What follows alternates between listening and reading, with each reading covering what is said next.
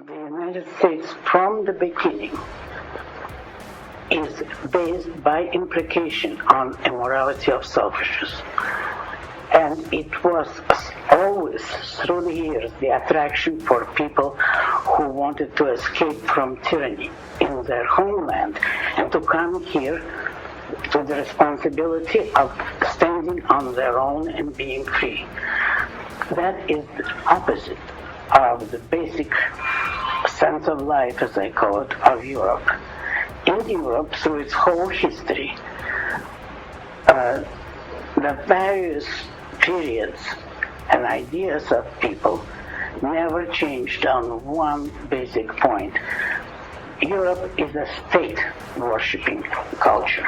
It has always worshipped the power of the state, whether in the form of absolute monarchs or later collectivist people. It has never been based, nor does it even understand properly, the importance of the individual and of individual rights. That is an American concept, which some people in Europe certainly understand, but they are exceptions. They are not the representatives of the European culture. The European culture worships the state because it is so steeped in altruism and self-sacrifice, in the idea that man must exist for others, and therefore the greatest distinction that a European can dream of is to serve the state or to be rewarded by the state. The state is always regarded as an almost supernatural being, and the European is just a serf.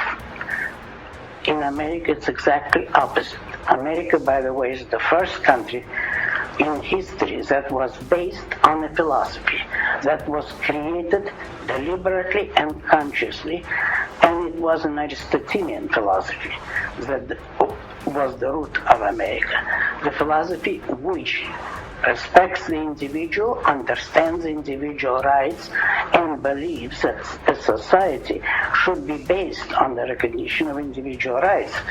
That was formulated in this form for the first time in the United States by the founding father.